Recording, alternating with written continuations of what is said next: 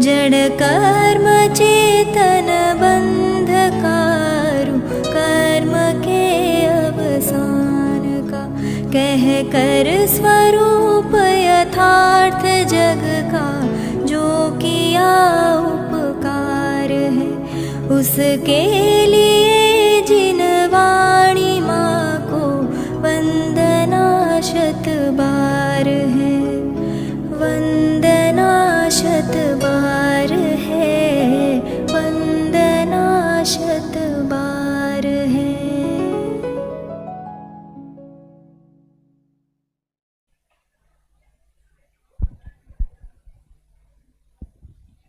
नमो अरिहन्ताणं, नमो सिद्धाणं, नमो आयर्याणं, नमो वज्रायाणं, नमो लोये सर्वसावणम्।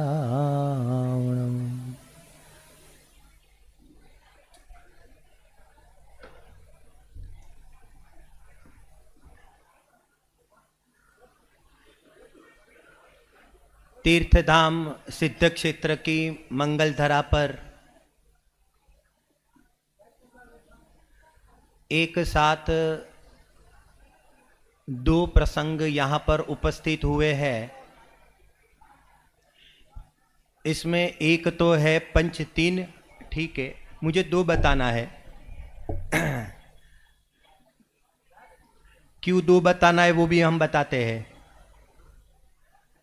कि एक तो पंच कल्याण का प्रसंग यहाँ पर देखा जाएगा और दूसरा एक शिविर का आयोजन भी इसके साथ जुड़ा हुआ है। बात यह है कि पंच कल्याण का जो प्रसंग यहाँ पर जो उसका आयोजन किया जाता है तो वो किसके लिए किया जाता है?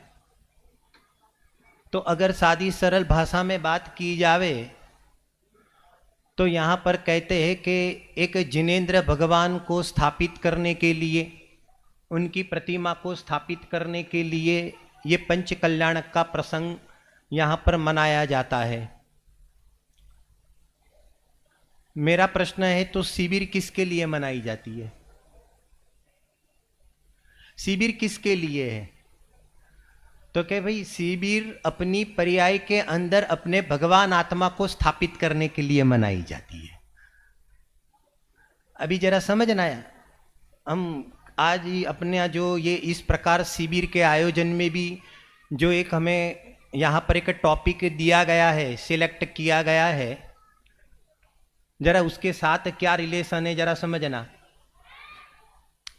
जैसे पंच कल्याण के अंदर अर्यंत भगवान की स्थापना की जाती है, पंच कल्याण के प्रसंग में अर्यंत भगवान की स्थापना की जाती है, तो उसके अंदर तो प्रथमान योग के माध्यम से जो विधि बताई जाती है, उस प्रथमान योग के माध्यम से उस विधि के अनुसार यहाँ पर जिस प्रकार मंच पर यहाँ पर जो जो विधि बताई जाएगी, जो जो क्रिया प्रक्रिया बताई जाएगी, और उसके साथ आगे जाते हुए बढ़ते हुए और वहाँ पर अर्यंत भगवान की जब स्थापना होगी तो इस प्रकार से अर्यंत भगवान को एक क्रियात्मक दृष्टि से जो रियल में हुआ था उसको यहाँ पर तो क्योंकि इस प्रकार से बताया जाएगा। लेकिन यहाँ पर साथ में जो शिविर का प्रसंग है, तो इस शिविर में ये जो कक्षा चलने वाली है, उस कक्षा के अंदर भी अर्यंत भगवान की स्थापना बताई जाएगी।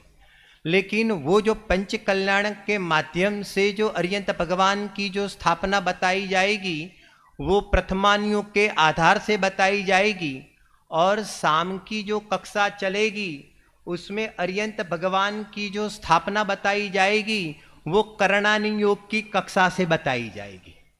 और ये बात भी जरा समझना, हम आगम के आधार से बात करेंगे तो कुंद कुंद आचार्य भगवान का एक ग्रंथ है अष्टपाहुड़, और उस अष्टपाहुड़ के अंदर बोध पाहुड़ और बोध पाहुड़ के अंदर 31 नंबर की गाथा के अंदर स्वयं आचार्य भगवान ये बताते हैं कि अर्यंत भगवान की स्थापना करनी चाहिए। तो फिर अर्यंत भगवान की स्थापना किस प्रकार से करनी चाहिए? तो के पंच कल्याणक लगा देवे? तो भावार्थ में खुलासा किया है कि नहीं नहीं, एक एक यहाँ पर काष्ठ और पाषाण की प्रतिमा में विधि पूर्वक जो अर्यंत भगवान की स्थापना की जाती है उसकी बात मुख्य नहीं है, लेकिन अर्यंत भगवान को या गुण स्थान में, मार्गणा स्थान में, पर्याप्ति में, प्राण में, उपयोग में, संज्ञा में अर्यंत भगवान किस प्रकार से बैठे हुए हैं, तो क्योंकि उसका जो ज्ञान अपने ज्ञान में स्थापित करके अर्यंत भगवान का निर्णय करना, वो अर्यंत भगवान की स्थापना है। समझ में आया क्या कहना चाहते हैं? छे स्थापना रिहंतनी कर्तव्य पंच प्रकार थी, गुण मार्गणा पर्याप्ति तेमज प्राण जीव स्थान थी। देखो करणान योग भी क्या बताते हैं, करणान योग भी यहां पर अर्यंत भगवान को बताते हैं, लेकिन अर्यंत भगवान का किस प्रकार से निर्णय करना, तो कहते हैं कि ये जो करणान योग का विषय है जिसके अंदर ये गुण स्थान, मार्गणा स्थान वगैरह की जो चर्चा आती है, तो क्या उसके माध्यम से अर्यंत भगवान का निर्णय करना, अर्यंत भगवान के स्वरूप का निर्णय करना, उसको भी यहाँ पर अर्यंत भगवान की स्थापना करने को कहते हैं। और असल में रियल में तो, वास्तविकता में तो हमारे लिए जो कार्यकारी बनता है, तो इस विधि से उसके ज्ञान पूर्वक अर्यंत भगवान की जो जानकारी हमारे ज्ञान में हम प्राप्त करते हैं, और उस अनुसार हम भी अपने जीवन को उस अनुसार उस ढांचे में ढालते हुए चलते हैं, तो एक दिन इस जीव की भी इसी ही तरह अर्यंत अवस्था आने वाली है। जरा समझना, थोड़ी आज पहला दिन है ना, तो 2-5 मिनट थोड़ी भूमिका भी बतानी पड़ती है। क्यों मालूम है?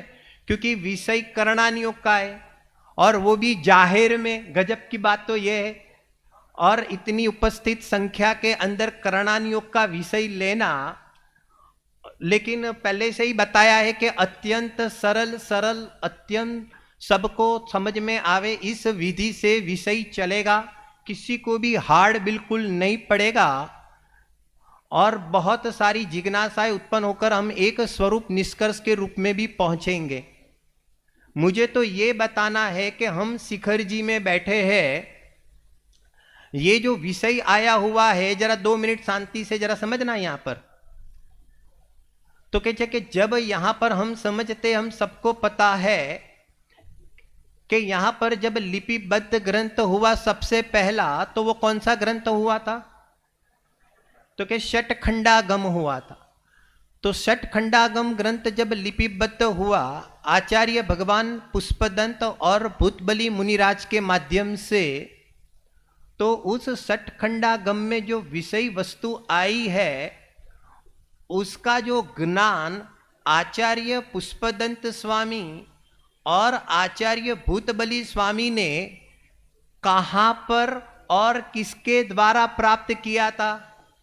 तो कि आचार्य धरसेन द्वारा, और वो भी गिरिनगर की गुफा में, एक गिरनार सिद्ध क्षेत्र, तो कि वहां पर उसका वो ज्ञान प्राप्त किया था, और उसके बाद उस ग्रंथ की रचना यहां पर दो आचार्यों के माध्यम से प्राप्त हुई। तो उस षटखंडागम जो प्रथम लिपिबद्ध हुआ है, तो उसके अंदर किसकी चर्चा बताई है? तो कहते कि ये उसके अंदर सर्वप्रथम ये संसारी जीवों की प्ररूपणा की चर्चा उसके अंदर बताई गई। और यहां पर कहते उसके बाद हम देखते हैं कि गोमट सार, जीव कांड और कर्म कांड, लब्धि सार, क्षपणासार वगैरह ग्रंथ की रचना आचार्य भगवान सिद्धांत चक्रवर्ती, नेमिचंद्र सिद्धांत चक्रवर्ती द्वारा, तो क्या वो जो रचना हुई है तो उसके अंदर भी किसकी चर्चा बताई हुई है? तो कहते कि ये गुण स्थान, मार्गणा स्थान इत्यादि वगैरह जीव के निरूपण इसके माध्यम से बताई गई। आचार्य उमा स्वामी ने भी जब तत्वार सूत्र ग्रंथ की रचना की तो पहले अध्याय के अंदर सत संख्या, क्षेत्र स्पर्शन, काल, अंतर भाव, अल्प बहुत्व वाला जो सूत्र का जो निरूपण किया, तो सत प्ररूपणा में भी किसकी चर्चा बताई है? तो क्या ये गुण स्थान और मार्गणा स्थान की बताई। मेरा ये प्रश्न है, जरा शांति से समझना, इस विषय को जरा पहले समझना, क्योंकि ऊहापो हुए बिना जीव उसके अंदर अवगाहना नहीं करेगा। कि धरसेन आचार्य देव ने समर्थ आचार्य देव को बुलाकर, मतलब अपने मुनि भगवंतों को बुलाकर यहां पर जो ज्ञान प्राप्त करवाया, अब ग्रंथ की रचना करनी थी तो सबसे पहले ये देह और ये कर्म से आत्मा भिन्न है, जरा समझना, और ये स्वानुभव की चर्चा पहले लिखनी चाहिए थी। मेरा प्रश्न है कि ये कर्म वाला जीव की चर्चा करने की जरूरत क्या है? समझ में आता है? प्रश्न समझ में आता है? प्रयोजन भूत क्या है? मेरा ये प्रश्न है कि प्रयोजन भूत क्या है? प्रयोजन भूत क्या है? तो क्या प्रयोजन भूत है स्वानुभूति की चर्चा। हम अध्यात्म जगत में देखते हैं कि स्वानुभूति की चर्चा प्रयोजन है, और वास्तविकता में वही है, असल में तो है ही है। उसके बावजूद भी यहां पर जब ज्ञान कराना था तो धरसेन आचार्य देव ने ज्ञान कराया, तो कहते हैं कि ये गुण स्थान, मार्गणा स्थान, पर्याप्ति, प्राण, उपयोग, संज्ञा वगैरह का ज्ञान वहां पर परोसा। अंतिम समय में अपनी बुद्धि को उपयोग के अंदर इन सब विषयों में लगाकर और यहां पर दो समर्थ मुनिराजों को उसका ज्ञान परोसा। आप समझ सकते हैं?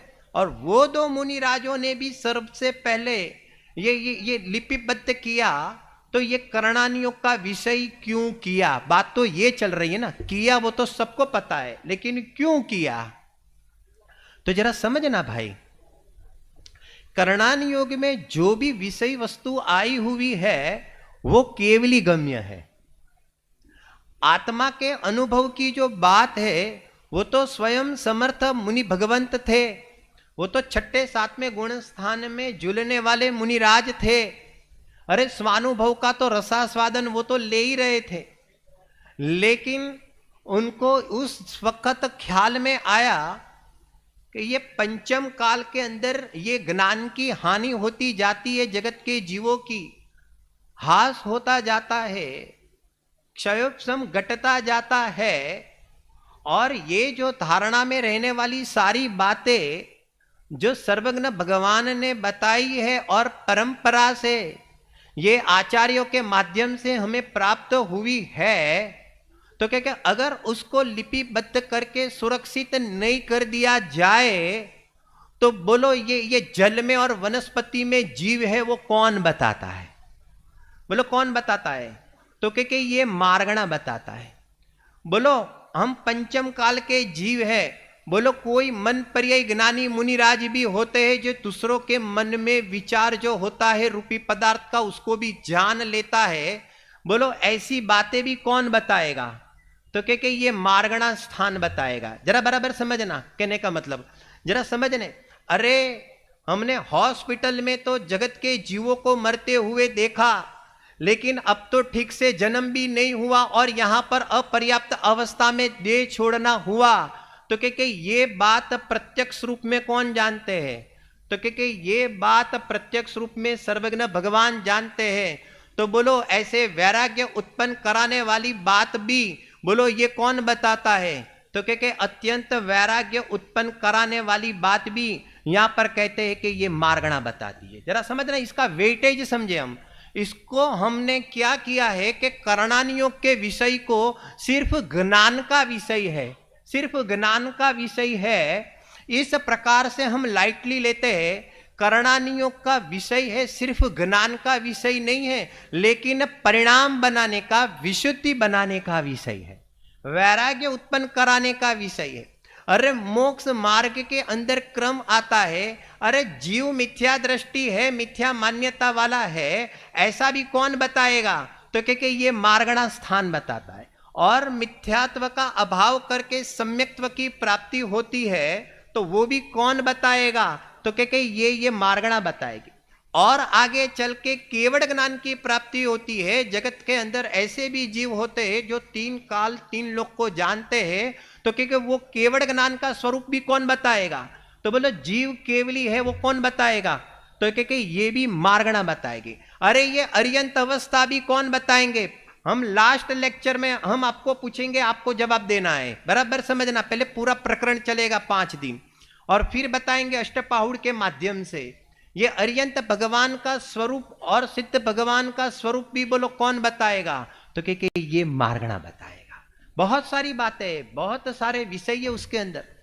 परिणामों की तारतम्यता होती है। बोलो कर्म के आने का कारण कौन है? कर्मों के आने का कारण कौन है? सादी भाषा में बात करें तो योग, बरोबर। आत्मा के प्रदेशों का कंपन किसने देखा? क्या देखा आप लोगों ने आत्मा के प्रदेशों का कंपन? अरे ये केवड़ी गम्य बातें हैं। तो ये केवड़ी गम्य बातों, ये हमारे क्षयोपम ज्ञान में जो यहां पर रही है, तो आचार्य देव ने कहा कि ये सारी की सारी बात ज्ञान लुप्त हो जावे उसके पहले इसको ग्रंथ में सुरक्षित कर देंगे, तो मोक्ष मार्ग का दरवाजा आगे भी जाकर के खुला रहेगा। ये सिर्फ ज्ञान कराने का विषय नहीं है भाई, कहने का मतलब। तो इसका हम जब स्वाध्याय करें तो स्वरूप समझने के रूप में, एक निर्णय करने के रूप में, और परिणति में वैराग्य उत्पन्न कराने के रूप में इस विषय को हमें समझना है।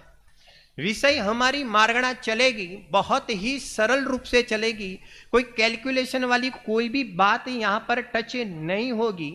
आम जनता को सरल भाषा में समझ में आवे, इस प्रकार से वो विषय चलेगा। लेकिन आप लोग उपयोग को सूक्ष्म करके जरूर यहां पर समझना। हार्ड है मत करना। नंबर 2, जब विषय चलेगा तो आप उस ही समय याद रखने की कोशिश मत करना। अगर याद करने की कोशिश करोगे तो हार्ड हो जाएगा। आप तो जैसे पैवेलियन में सब लोग मैच देखते हैं, आप समझ गए कहने का मतलब?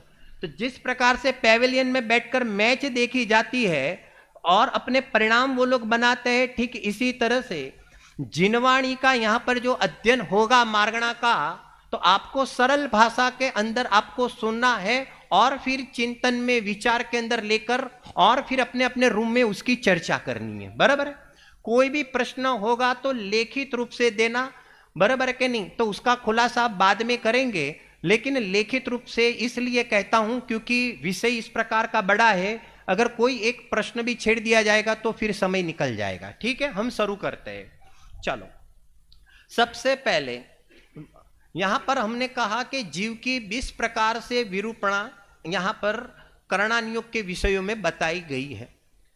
उसके अंदर एक गुण स्थान के माध्यम से जीव का निरूपण, 14 प्रकार की मार्गणा के माध्यम से जीव का निरूपण, जीव समास के माध्यम से जीव का निरूपण, पर्याप्ति, प्राण, उपयोग और संज्ञा, उन सब के माध्यम से जीव का यहां पर निरूपण मतलब बताया जाता है।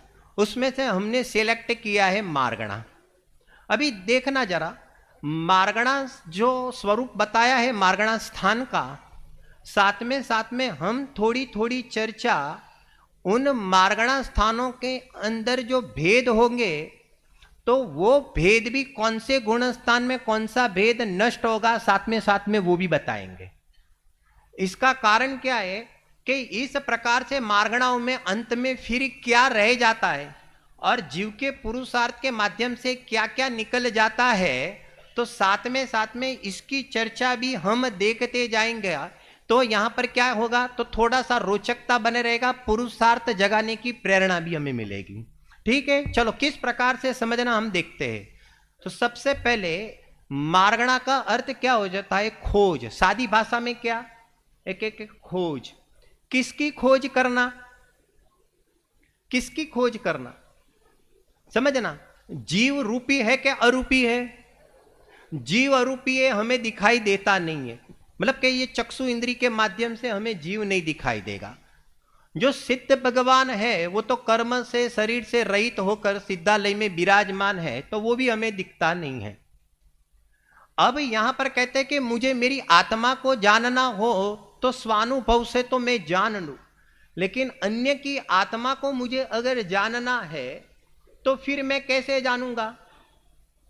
तो कहते हैं कि इन जिसके जिसके माध्यम से जहां जहां जीव पाया जाता है तो उसके अंदर मैं उस जीव की खोज करूंगा, उसको कहते हैं मार्गणा, सादी सरल भाषा में, बराबर। जिसके द्वारा जिसमें जीव ढूंढने मिलते हुए तो उसको यहां पर कहते हैं कि मार्गणा कहने में आता है। अभी समझना जरा, इसमें क्या कहना चाहते हैं कि जैसे कि संसारी जीव होगा तो संसारी जीव को कोई ना कोई गति भी देखी जाएगी, जरा समझना, अपना कोई ना कोई एक परिणाम भी देखा जाएगा, कोई ना कोई एक कसाई भी देखी जाएगी, कोई ना कोई योग देखा जाएगा, कोई ना कोई वेद देखा जाएगा, कोई ना कोई इंद्रिया भी देखी जाएगी, संयम देखा जाएगा, असंयम देखा जाएगा, इस प्रकार से कोई ना कोई लेशिया भी देखी जाएगी। तो उन यहां पर कहते हैं कि संयोगी भाव पाए जाते हैं, कोई विभाव भाव देखे जाते हैं। तो इस प्रकार की जो अनेक अवस्थाएं देखी जाती हैं, उन सब अवस्थाओं में इस जीव को ढूंढना, सादी भाषा में उसको मार्गणा कहते हैं। और वो 14 प्रकार की है, गति, इंद्रिय, काय, योग, वेद, कसाय, ज्ञान, संयम, दर्शन, लेस्या, भव्यत्व, सम्यक्त्व, संज्ञी और आहार। ये 14 प्रकार की क्या है? एक एक 14 प्रकार की ये मार्गणा है, बराबर। अभी जरा समझना, उसके अंदर सबसे पहले गति मार्गणा, बराबर। अब ये प्रश्न है कि गति मार्गणा, तो उसमें गति और मार्गणा, तो गति किसको कहते हैं? हम पाठशाला में भी बच्चे लोगों को पढ़ाते हुए आते हुए कि गति किसको कहते हैं। अभी पाठशाला में हम जो पढ़ के आए कि जीव की अवस्था विशेष को गति कहते हैं, लेकिन इसके बावजूद भी गति का स्वरूप स्पष्ट रूप से हमारे ज्ञान में ख्याल में नहीं आता है। गति है वो एक नाम कर्म की, सुनना, नाम कर्म की त्राणु प्रकृतियां है, उसके अंदर गति नाम कर्म की भी 4 प्रकृतियां है। अभी मेरा प्रश्न यह है कि गति नाम कर्म के उदय में जीव को क्या मिलता है, ये मेरा प्रश्न है। आपको किसी को जवाब नहीं देना है, ये मेरी शैली है, बराबर है ना, उहापो करने की। गति नाम कर्म के उदय में जीव को क्या मिलता है, जरा समझना। यहां पर जो देह दिखाई देती है ना, देह, बराबर है, तो ये देह दिखाई देती है, तो गति नाम कर्म के उदय में क्या मिलता है? तो गति नाम कर्म के उदय में ये देह नहीं मिलती है, पहला तो ये समझना। जैसे ये मनुष्य गति, में उदाहरण लेता हूं, तो ये मनुष्य गति है, तो मनुष्य गति नाम कर्म के उदय में ये मनुष्य वाला शरीर नहीं मिलता है, वो तो औदारिक शरीर नाम कर्म के उदय में मिलता है। और ये औदारिक शरीर नाम कर्म के उदय में ये जो शरीर प्राप्त होता है, उसमें रहने का कारण कौन है? तो क्या उसमें रहने के कारण भी गति नहीं है, उसमें रहने का कारण भी आयु है। तो आयु के कारण तो शरीर में रहना होता है, और यहां पर औदारिक शरीर नाम कर्म के उदय में इस जीव को ये मनुष्य शरीर की प्राप्ति होगी। तो फिर इन सब के बीच में गति क्या है? प्रश्न तो ये है, जरा समझना। तो जीव की अवस्था विशेष को गति कहते हैं, उसका अर्थ क्या हुआ कि उसके जैसा परिणाम, उसके जैसा बिहेवियर, उस गति के योग्य उसका जो बिहेवियर होता है, उस जाति का जो परिणाम देखा जाता है, उसको हकीकत में गति कहते हैं। क्यों ऐसा कहा? क्योंकि आचार्य देव ने जो गति नाम कर्म की जो प्रकृति है, उसको जीव विपाकी प्रकृति कही है। और जीव विपाकी प्रकृति का जो फल पाया जाता है, वो पुद्गल में नहीं पाया जाएगा, शरीर में नहीं पाया जाएगा, भव में नहीं पाया जाएगा, लेकिन कहां पाया जाएगा? तो कि जीव की अवस्था में पाया जाएगा। तो वो जीव की अवस्था में मनुष्य गति नाम कर्म के उदय में उस आत्मा का जो मनुष्य के योग्य व्यवहार वो परिणाम देखा जाएगा, हकीकत में उसको गति कहने में आता है। नरक गति नाम कर्म के उदय में जीव को उस नरक जैसा परिणाम देखा जाएगा, उसको नरक गति कहने में आता है। ठीक इसी तरह से देव और इसी तरह से तिर्यंच गति नाम कर्म के उदय में उस जाति का जो परिणाम देखा जाता है, तो उसको क्या कहने में आता है? तो कहते हैं कि उसको यहां पर कहते हैं कि उसको गति कहने में आता है। जब हमें गति से भेद विज्ञान करने की बात आएगी, तो हमारे ज्ञान में सबसे पहले यह भी तो पता होना चाहिए कि मैं जिससे भेद विज्ञान करना चाहता हूं, तो वो क्या परिणाम है, वो क्या चीज है कि उससे मैं जुदा हूं, उससे मैं न्यारा हूं। 24 घंटा हमें वर्तमान में जो मनुष्य के योग्य जो परिणाम आता है, तो यहां पर समय सार कहता है कि वो तू है ही नहीं, उसका नाम गति तू नहीं है। समझ में आता है कि नहीं आता है? और यहां पर तो उसकी स्थापना करते हैं कि उस परिणाम के अनुसार कौन परिणमता है, तो उस परिणाम के अनुसार वो जीव परिणमता है, उसका फल उस जीव को देखा जाता है। तो यहां पर कहते हैं कि उसको गति कहने में आता है। गोमट सार जीव कांड के अंदर सबके लक्षण भी बताए हैं, और भाव दीपिका ग्रंथ के अंदर भी उसके लक्षण बताते हुए आचार्य देव बताते हैं कि ये नरक गति में क्या होता है। होता क्या है नरक गति में? तो क्या नरक गति के जीवों को उसके कोई भी द्रव्य क्षेत्र काल भाव में प्रीति नहीं होती है, असुहावना लगता है, अरति भाव उत्पन्न होता है।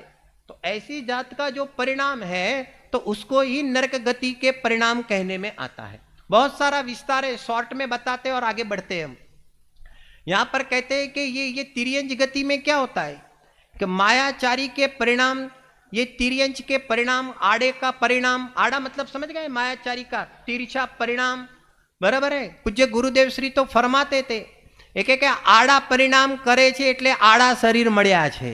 आड़ा मतलब समझते हैं हिंदी में क्या बोलते हैं, जो भी बोलते हो, बराबर है। तो कहते हैं कि ये परिणाम का फल है, तो देखो बाहर में शरीर भी कैसा मिला है, अंदर में उसका परिणाम भी कैसा है। तो क्या वहां पर कहते हैं कि आडोडाई के फल में ये तिर्यंच गति की प्राप्ति होती।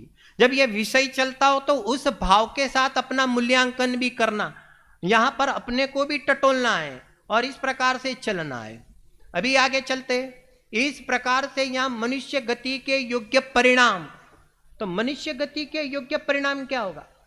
अरे मनुष्य गति के योग्य क्रियाएं होती है, खाने पीने की इत्यादि वगैरह की जो चर्या, उस जाति का परिणाम। अरे सुनो, अरे व्रतादि धारण करने के परिणाम ऐसा लिया है, सदाचार रूप से रहने का परिणाम, अरे ये मनुष्य गति के योग्य परिणाम है।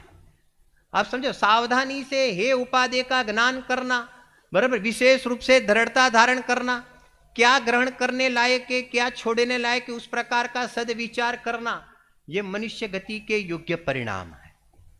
और देव गति के योग्य परिणाम क्या होता है कि उसको यहां पर कहते हैं कि सुकून महसूस होता है, अणिमा आदि रुद्धियों से सहित होता है, अनेक प्रकार की क्रीड़ा वगैरह में उसके परिणाम लगते हैं। तो क्या ये सब यहां पर कहते हैं कि देवगति के योग्य परिणाम होता है। जरा समझना, आचार्य देव ने गति का ज्ञान क्यों कराया है? अरे सुनो सुनो, आचार्य देव ने हमें, हम मनुष्य पर्याय में है ना, तो मनुष्य पर्याय में है, तो उस मनुष्य पर्याय की सार्थकता किसमें है? जो हमें मनुष्य गति मिली है, तो उस मनुष्य गति की सार्थकता किसमें है? तो क्या ये मनुष्य गति की सार्थकता तो हकीकत में सदाचारमय व्रत तप संयम धारण करने में ही हकीकत में तो मनुष्य पर्याय की सार्थकता है। उसका ज्ञान कराने के लिए ये गति का, मनुष्य गति का यहां पर ज्ञान कराया है।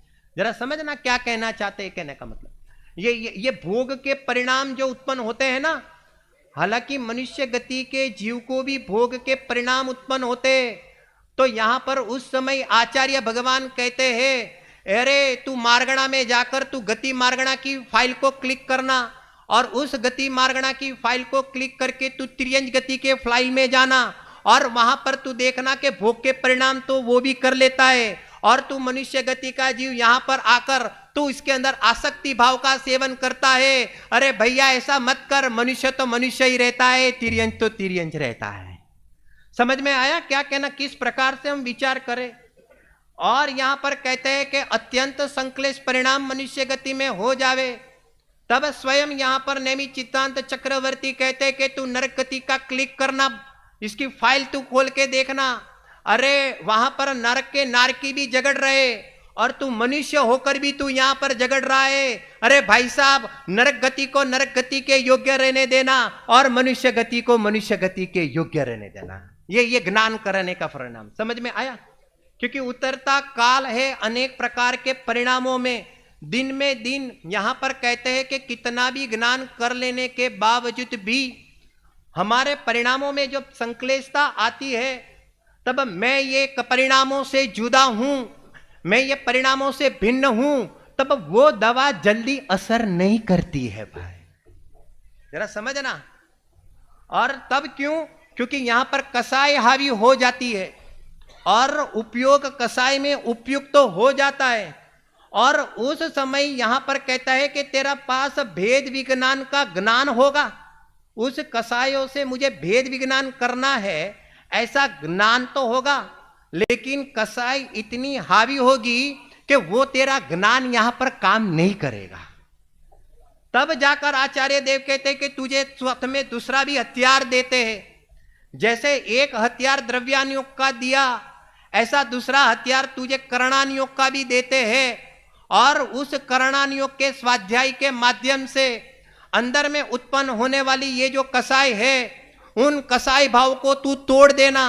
एक लेकिन नहीं टूटती है तो क्या तू नरक गति के याद करना, वहां किस प्रकार से लड़ रहे, ऐसे ही परिणाम का फल वो वहां पर भोग रहा है, तो क्या तुझे वहां पर जाना है? एक नहीं नहीं, तो क्या तू ऐसा काम मत करना। इसके लिए कहते हैं कि वो नरक गति का भी फाइल यहां पर कहते हैं कि तू दबाना। और फिर देव गति को क्यों याद करे? अरे वो तो पंडित जी बोलने की कहां जरूरत है, वो तो हमारे चित्त में रोम रोम में बसी हुई है। अरे भैया सुन ले, देव गति में कौन गए, अभी इस प्रकार से याद करना। देव गति के वाले जीव क्या कर रहे हैं वो याद मत करना, थोड़ा उपयोग सूक्ष्म करना। देव गति वाले जीव क्या कर रहे हैं वो याद मत करना, लेकिन देव गति में कौन जा रहा है तो क्या वो याद करना कि देव गति में कोई भी देव मरकर देव गति में नहीं जाता है। लेकिन यहां पर देव गति में कौन गया है? अरे पूर्व के अंदर ये मनुष्य गति का जीव ही अपनी ये मनुष्य पर्याय को व्रत तप संयमशील में लगाकर यहां पर कहते हैं कि देव गति में पहुंचा है। और वहां देव गति में पहुंचकर भी क्या किया है? अगर यहां से संस्कार लेकर गया है तो वहां पर क्या करता है? एक जिनेंद्र भगवान के पंच कल्याणक में पहुंच जाता है। और क्या करता है कि कदाचित अगर सम्यक्त्व रहित वहां पर गया है तो कहते हैं कि जिनेंद्र भगवान के पंच कल्याणक में जाकर सम्यक दर्शन की प्राप्ति कर लेता है। समझ में आया? इसलिए देवगति को याद करना, भोग के लिए देवगति को याद मत करना, लेकिन भोग याद आवे तो नरक गति को याद करना। सुनना एक एक चीज, संक्लेशता याद आवे तो नरक को याद करना, और मनुष्य गति को क्यों याद करना? अभी तो बात है ना मनुष्य गति को क्यों याद करना। अरे मनुष्य गति को इसलिए याद करना, अरे यहां पर कहते हैं ना कि ये तो अपने दो पांडव कहां पर चले गए, बोलो कहां पर चले गए? सरवार सिद्धि में चले गए। अरे तो सरवार सिद्धि में चले गए ना, तो उस पांडवों को याद करना कि एक विकल्प उसने क्या कर दिया मनुष्य गति में, तो क्या मनुष्य गति में एक विकल्प ने भी क्या कर दिया कि सरवार सिद्धि में भेज दिया, तो क्या अनंत सुख से वंचित रह गए। तो यहां पर मनुष्य गति तो ये पूर्ण साधना के लिए, सिद्धत्व दशा प्रकट करने के लिए है, ऐसी सोच करके यहां पर मनुष्य गति को यहां पर याद करना। हमें तो लगता है कि पाठशाला में पढ़ लिया ना तो बस खत्म, अभी अगले भाव में नंबर लगेगा गति का। हम तो पढ़ाई इस प्रकार की करते हैं, ज्ञान करने के लिए पढ़ाई करना अलग बात होती है और जीवन में उतारने के लिए अलग बात होती है। बराबर है? अभी चलो थोड़ा रूपक और भी देख लेते हैं। अभी एक टेंशन लोगों को बहुत होता है कि पंडित जी ये गतियों का बंद कब होता होगा। अभी थोड़ा आ जाओ, ये हर बार होता है कि कभी कभी होता है? हम ऐसे परिणाम करते हैं, कदाचित हम ध्यान तो रखते हैं लेकिन फिर भी संक्लिष्ट परिणाम भी बन जाते हैं। और उस समय हमने ये भी जाना कि ये संक्लिष्ट परिणाम हो जाते हैं, परिणाम बिगड़ते हैं, तो इस प्रकार की दुर्गतियों का भी बंद हो जाता है। तो फिर ये भोगना ही पड़ेगा, उसकी क्या व्यवस्था है? समझ में आया? ये प्रश्न किसका प्रश्न है? ये तो पंडित जी का प्रश्न है, अपना कहाँ है? ऐसा है? ये उसका क्या होता, क्या होगा? समझ में आया क्या कहना चाहता है? अभी थोड़ा जरा उपयोग सूक्ष्म करना। बात ऐसी एक व्यवस्था होती है कि एक आयु की एक व्यवस्था होती है और एक गति की व्यवस्था होती है। आयु की व्यवस्था हम सब जानते हैं कि जो आयु का जो बंद होता है वो तो त्रिभाग में होता है, उसका एक कैलकुलेशन अलग है, उसको हमें टच नहीं करना है, अपने विषय में मार्गणा ही चलेगा। और मार्गणा के साथ हमने आपको ध्यान दिलाया कि हमें मार्गणा के अंदर वो कौन सी मार्गणा का भेद कहां पर नष्ट होता है उसको भी साथ में लेकर चलना है। सादी भाषा में कहेंगे तो हम मार्गणा के साथ क्षपणासार का भी विषय चलाएंगे, जरा वो थोड़ा सा ध्यान देना, बराबर है? अब बात ऐसी होती है कि सामान्य कथन में जो गति का जो बंद होता है वो हर अंतर मुहूर्त में हम सबको बदल बदल कर बंद होता है, बदल बदल कर बंद होता है। जैसे कि मनुष्य गति का जीव होगा तो मनुष्य गति का जीव चारों ही गति का बंद कर सकता है, तिर्यंच, नारक, मनुष्य, देव। तो जो मनुष्य गति के अंदर जो व्यवस्था होगी मनुष्य गति के जीव का, तो ये हर अंतर मुहूर्त में जैसा जैसा अपना परिणाम में बदलाव आता रहता है तो परिणाम अनुसार हर अंतर मुहूर्त में बदल बदल कर, हर अंतर मुहूर्त में बदल बदल कर यहां पर कहते हैं कि उसका बंद होता रहता है। नरक का नारकी होगा तो क्या नरक का नारकी होगा तो वो देव और नारकी नरक गति का बंद नहीं करेगा, लेकिन मनुष्य या तिर्यंच, मनुष्य या तिर्यंच, मनुष्य या तिर्यंच उसका वो बंद करेगा। थोड़ी सातवीं नरक का थोड़ा साइड ऊपर रख देना, बराबर नहीं? ये सामान्य कथन है, कहने का मतलब तिर्यंच गति में भी ऐसा है कि वो चारों गति का बंद वो कर सकता है। और देवगति वाला होगा तो देवगति वाला होगा तो सामान्य कथन में ऐसा कहने में आएगा तो कि वो मनुष्य गति का करेगा या तो वो तिर्यंच गति का करेगा, बराबर है? ये सामान्य कथन है, विशेष कथन बाद में करेंगे हम। अभी जरा समझना, अब इस प्रकार से ये जो बंद होते हैं हमारे परिणामों से बंद होते हैं, तो वो जो गतियों का जो बंद होता है वो तो हर अंतर मुहूर्त में बदल बदल कर हमें बंद होता है। तभी ये श्रृंखला टूटे कैसे? ये गति का अभाव होकर यहां पर कहते हैं कि ये सिद्ध गति की प्राप्ति होवे कैसे, उसकी क्या व्यवस्था है? और ये फिर गति का बंद होता है तो उनके परमाणु का क्या होता होगा, जरा समझना बराबर। बात ऐसी होती है कि उसके लिए सबसे बढ़िया सुंदर व्यवस्था है सम्यक दर्शन। कौन सी क्या व्यवस्था है? उसके लिए व्यवस्था क्या है?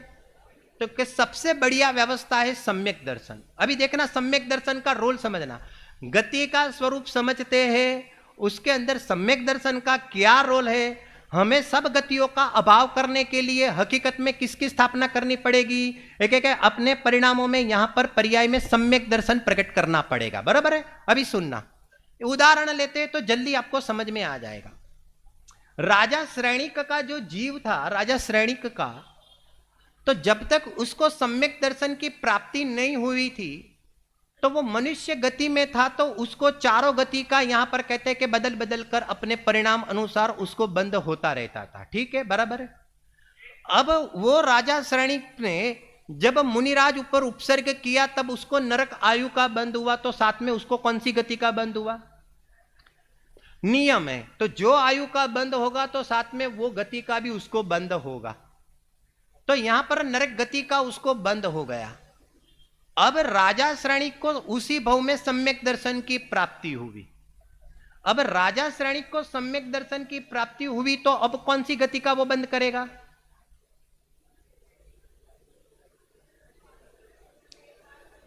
देखो, इस प्रकार से आवाज आनी चाहिए, जवाब देने के लिए नहीं, ऊहापोह के लिए। पॉइंट समझ में आया क्या कहना चाहते हैं? कहने का मतलब जरा समझना, सम्यक दर्शन का स्वरूप भी साथ में समझना, उसका फायदा। कहने का मतलब राजा श्रेणी के जीव को जैसे ही सम्यक दर्शन की प्राप्ति हुई तो यहां पर मनुष्य गति का जीव है तो उसको अभी देव गति का बंद होना चालू हो गया। अब देव गति, अभी सुनो, उसने नरक गति का स्टॉक यहां पर किया था, आके के यहां पर किया, तो आप देखना सम्यक दर्शन के बाद अभी यहां पर कौन सी गति का बंद किया उसने, तो क्या अभी वो निरंतर देव गति का वो बंद कर रहा है, निरंतर कर रहा है। तो यहां पर दूसरा कौन सा स्टॉक हो गया, देव गति का हो गया। मिथ्यात्व अवस्था में थे, मनुष्य गति का तो उनके पास स्टॉक था ही, क्योंकि तो मनुष्य का उदय होता, और यहां पर परिणाम अनुसार उनके पास तिर्यंज गति का भी स्टॉक वहां पर पड़ा था। तो यहां पर कितना स्टॉक हो गया भाई, स्टॉक कितना हो गया, चारों गति का स्टॉक हो गया। कोई टेंशन लेने की आवश्यकता नहीं है, ये चारों चार गति का स्टॉक हम सबके अंदर सत्ता में, अब जितने भी बैठे सबके सत्ता में यहां पर कहते कि चारों चार गति के स्टॉक पड़ा हुआ है, बराबर। लेकिन टेंशन लेने की जरूरत नहीं है। अभी देखना, राजा श्रेणिक यहां पर से देह छोड़कर नरक में गए, तो नरक में कौन सी गति का उदय आ गया, नरक गति का उदय आया। अब जैसे नरक के नारकी बने तो वो कौन सी गति का बंद करेंगे, उदय तो नरक गति का है, लेकिन बंद किसका करेंगे,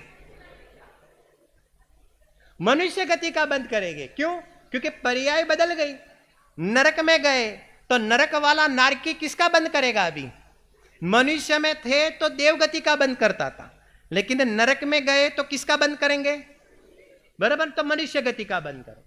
अब यहां से राजा श्रेणिक का जीव जब यहां पर आएंगे, तो यहां पर आएंगे तो मनुष्य बनकर आएंगे, तो उदय किसका होगा, मनुष्य गति का उदय होगा।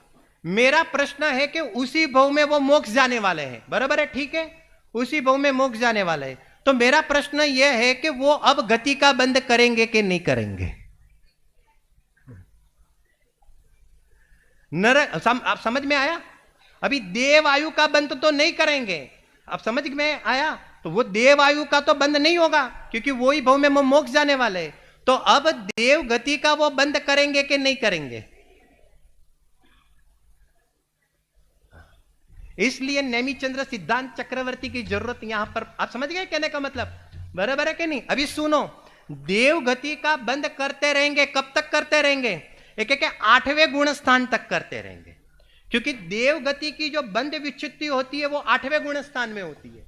अभी सुनो, अभी 8वें गुण स्थान तक जब राजा श्रेणिक का जीव जब जाएगा, तो वहां पर 8वें गुण स्थान में वो बंद करेंगे, किसका बंद करेंगे, देव गति का बंद करेंगे। मेरा प्रश्न है, देव गति को भोगेंगे कि नहीं भोगेंगे।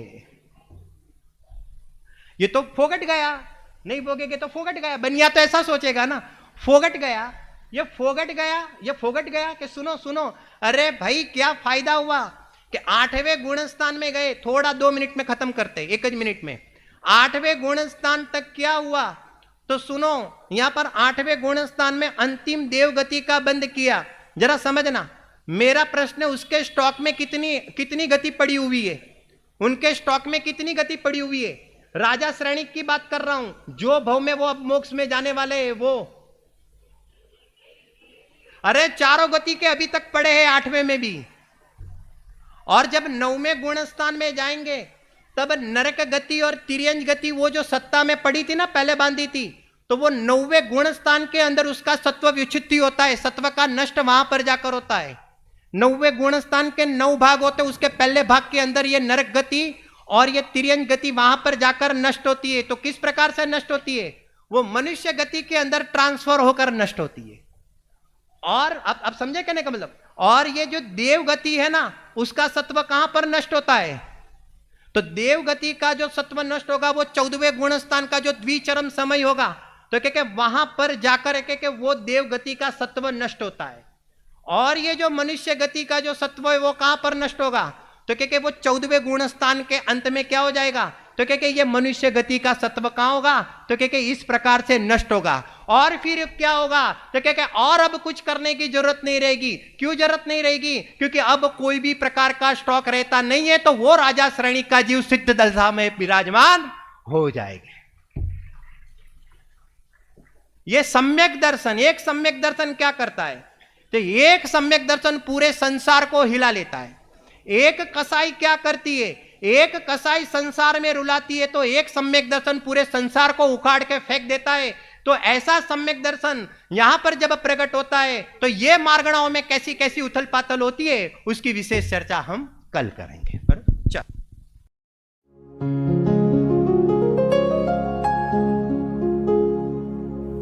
निज निधि निज में बताए, यह अनंत उपकार है उसके लिए जिन वाणी माँ को वंदना शत बार है, वंदना शत बार है, वंदना शत बार है।